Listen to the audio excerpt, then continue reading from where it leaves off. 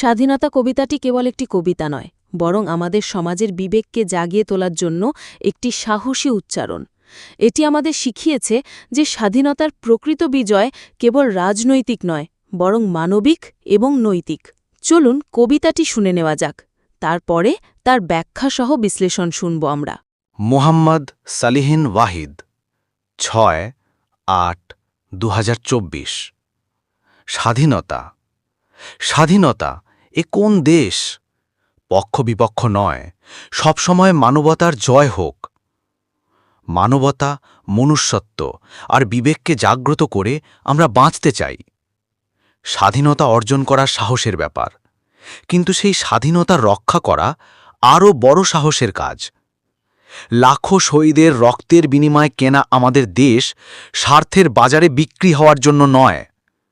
অথচ দেখুন, কেউ দেশ ছেড়ে যাচ্ছে, কেউ রাষ্ট্রীয় সম্পদ লুট করছে, অলিয়া উলিয়াদের মাজার ভাঙছে, অন্য ধর্ম ও জাতির উপাসনালয় আঘাত করছে।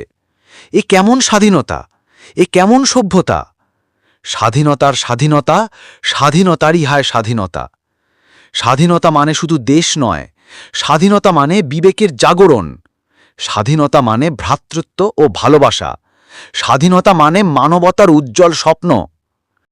যে ভাস্কর্যকে জন্মলগ্ন থেকেই ভাঙা যায়নি, আজ তাকে ভেঙে বাহাদুরি দেখাচ্ছে একদল মানুষ।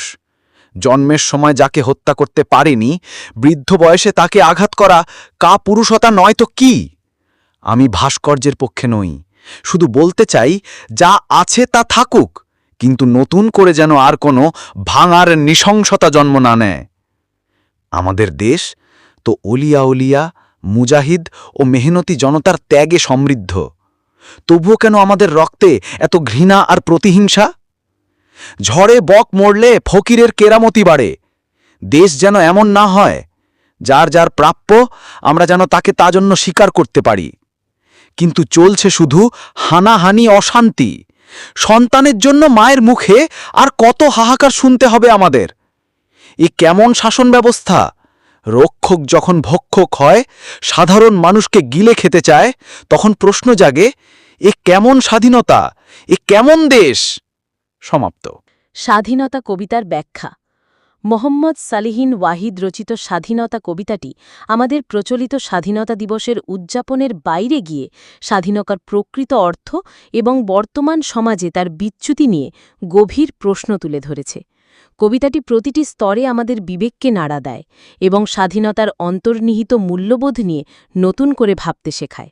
নিচে প্রতিটি লাইনের বিস্তারিত ব্যাখ্যা দেওয়া হল। ১. স্বাধীনতার প্রথম প্রশ্ন, এ কোন দেশ? স্বাধীনতা এ কোন দেশ? কবি শুরুতেই একটি সরাসরি প্রশ্ন ছুড়ে দিয়েছেন। এটি কেবল একটি জিজ্ঞাসা নয়, বরং আমাদের বর্তমান পরিস্থিতির প্রতি কবির হতাশা ও ক্ষোভের প্রকাশ। তিনি প্রশ্ন করছেন, যে স্বাধীনতার জন্য এত ত্যাগ, সেই স্বাধীন দেশে আমরা কেমন আচরণ করছি? দেশ কি সেই আদর্শ মেনে চলছে যার জন্য এটি অর্জিত হয়েছিল? ২. মানবতার জয় হোক। পক্ষ বিপক্ষ নয়, সব সময় মানবতার জয় হোক। মানবতা, মনুষ্যত্ব আর বিবেককে জাগ্রত করে আমরা বাঁচতে চাই। এই লাইনগুলোতে কবি দলীয় বিভাজনের ঊর্ধ্বে উঠে মানবতাকে সবচেয়ে বড় নীতি হিসাবে তুলে ধরেছেন। তিনি বোঝাতে চেয়েছেন, কোনো দল বা মতাদর্শ নয়, বরং মানুষ হিসাবে আমাদের মূল ভিত্তি হওয়া উচিত মানবিকতা, মনুষ্যত্ববোধ এবং বিবেক। সত্যিকারের স্বাধীনতা হলে সেই সমাজে বাস করা যেখানে এসব মূল্যবোধকে সবচেয়ে বেশি গুরুত্ব দেওয়া হয়। ৩. স্বাধীনতা অর্জন ও রক্ষা। স্বাধীনতা অর্জন করা সাহসের ব্যাপার, কিন্তু সেই স্বাধীনতা রক্ষা করা আরও বড় সাহসের কাজ। লাখো শহীদের রক্তের বিনিময়ে কেনা আমাদের দেশ স্বার্থের বাজারে বিক্রি হওয়ার জন্য নয়। এখানে কবি স্বাধীনতার দুটি ভিন্ন দিকের কথা বলেছেন। প্রথমত, স্বাধীনতা অর্জন করা একটি বীরত্বের কাজ, যা আমাদের পূর্বপুরুষরা করেছিলেন।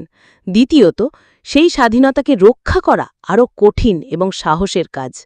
কবি আক্ষেপ করে বলেছেন, যে দেশ লাখো শহীদের রক্তের বিনিময়ে অর্জিত হয়েছে, তা যেন কিছু মানুষের ব্যক্তিগত স্বার্থের কাছে বিক্রি হয়ে যাচ্ছে। ৪. স্বাধীনতার নামে অবক্ষয়। অথচ দেখুন, কেউ দেশ ছেড়ে যাচ্ছে, কেউ রাষ্ট্রীয় সম্পদ লুট করছে, অলি আউলিয়াদের মাজার ভাঙছে, অন্য ধর্ম ও জাতির উপাসনালয় আঘাত করছে।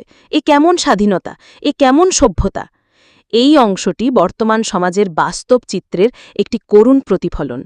কবি সমাজের বিভিন্ন অবক্ষয় তুলে ধরেছেন: যোগ্য মানুষের দেশ ত্যাগ, দুর্নীতি ও রাষ্ট্রীয় সম্পদ লুণ্ঠন, সাম্প্রদায়িক সম্প্রীতি নষ্ট করা এবং ধর্মীয় উপাসনালয়ে আঘাত। তিনি এই নেতিবাচক ঘটনাগুলোকে স্বাধীনতা এবং সভ্যতা, এই দুটি মহান ধারণার সঙ্গে তুলনা করে প্রশ্ন তুলেছেন যে আমরা কি সত্যি স্বাধীন এবং সভ্য জাতি হিসাবে নিজেদের পরিচয় দিতে পারি। ৫. স্বাধীনতারই হায়রে স্বাধীনতা। স্বাধীনতার স্বাধীনতা, স্বাধীনতারই হায়রে স্বাধীনতা। এটি কবির গভীর হতাশার একটি শক্তিশালী প্রকাশ।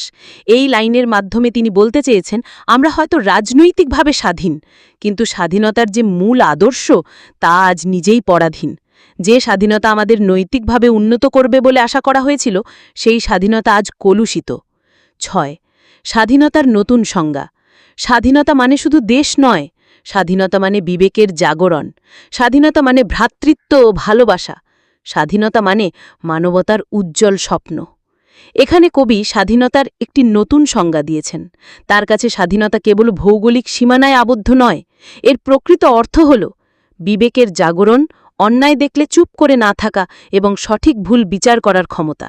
ভ্রাতৃত্ব ও ভালোবাসা, জাতি ধর্ম বর্ণ নির্বিশেষে মানুষের প্রতি ভালোবাসা ও পারস্পরিক সম্মান। মানবতার উজ্জ্বল স্বপ্ন, এমন একটি সমাজ গড়ার স্বপ্ন যেখানে সবাই শান্তিতে, সম্প্রীতিতে এবং মর্যাদা নিয়ে বাঁচতে পারে। ৭. ঐতিহ্যের প্রতি অবমাননা। যে ভাস্কর্যকে জন্মলগ্ন থেকেই ভাঙা যায়নি, আজ তাকে ভেঙে বাহাদুরি দেখাচ্ছে একদল মানুষ। জন্মের সময় যাকে হত্যা করতে পারেনি, বৃদ্ধ বয়সে তাকে আঘাত করা কাপুরুষতা নয় তো কি? আমি ভাস্কর্যের পক্ষে নই, শুধু বলতে চাই যা আছে তা থাকুক, কিন্তু নতুন করে যেন আর কোনো ভাঙার নৃশংসতা না জন্ম নেয়। এই অংশটি সমাজে ইতিহাস ও ঐতিহ্যের প্রতি চলমান অবমাননার ইঙ্গিত দেয়। কবি একটি ভাস্কর্যের উদাহরণ দিয়ে বোঝাতে চেয়েছেন, যেসব আদর্শ ও প্রতীক যুগ যুগ ধরে টিকে আছে, সেগুলোকে এখন কিছু মানুষ অকারণে ধ্বংস করছে। তিনি এই ভাঙচুরকে কাপুরুষতা বলেছেন, কারণ এটি এমন কিছুকে আঘাত করে যা তার স্বকীয়তা নিয়ে বহু বছর ধরে টিকেছিল। একই সাথে তিনি নিজের নিরপেক্ষ অবস্থান স্পষ্ট করে বলেছেন, তিনি কোনো নির্দিষ্ট পক্ষকে সমর্থন করছেন না, বরং সকল প্রকার ধ্বংসযজ্ঞের বিরুদ্ধে কথা বলছেন। ঘৃণা ও প্রতিহিংসার কারণ। আমাদের দেশ তো অলিয়া-উলিয়া, মুজাহিদ ও মেহনতি জনতার ত্যাগে সমৃদ্ধ। তবু কেন আমাদের রক্তে এত ঘৃণা ও প্রতিহিংসা? কবি দেশের ঐতিহাসিক পটভূমি স্মরণ করিয়ে দিয়েছেন, যেখানে অলি-আউলিয়া, যোদ্ধা ও শ্রমজীবী মানুষের ত্যাগ জড়িত। এই ত্যাগ শান্তির সমাজ গড়ার জন্য ছিল, কিন্তু দুঃখজনকভাবে সেই সমাজের মানুষের মধ্যে এখন কেবল ঘৃণা ও প্রতিহিংসা দেখা যায়। এই বৈপরীত্য কবির মনে গভীর দুঃখের জন্ম দিয়েছে। ৯. ন্যায্যতা ও প্রাপ্য সম্মান। ঝড়ে বক মরলে ফকিরের কেরামতি বাড়ে। দেশ যেন এমন না হয়, যা যার প্রাপ্য আমরা যেন তাকে তা জন্য স্বীকার করতে পারি। এখানে একটি প্রচলিত প্রবাদ ব্যবহার করে কবি একটি গুরুত্বপূর্ণ বার্তা দিয়েছেন। তিনি বোঝাতে চেয়েছেন, আমাদের সমাজে যেন এমন অবস্থা না হয় যেখানে অন্যের কোনো ক্ষতির সুযোগ নিয়ে কেউ নিজের ক্ষমতা বা মর্যাদা বাড়িয়ে তোলে। তিনি চান সমাজে যেন সততা ও ন্যায্যতার মূল্য থাকে এবং সঠিক কাজ বা অবদানের জন্য মানুষকে তার প্রাপ্য সম্মান দেওয়া হয়। ১০.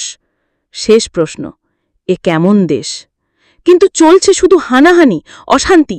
সন্তানের জন্য মায়ের মুখে আর কত হাহাকার শুনতে হবে আমাদের? এ কেমন শাসন ব্যবস্থা? রক্ষক যখন ভক্ষক হয়, সাধারণ মানুষকে গিলে খেতে চায়, তখন প্রশ্ন জাগে, এ কেমন স্বাধীনতা, এ কেমন দেশ? কবিতার শেষাংশে কবি সরাসরি শাসন ব্যবস্থা নিয়ে প্রশ্ন তুলেছেন।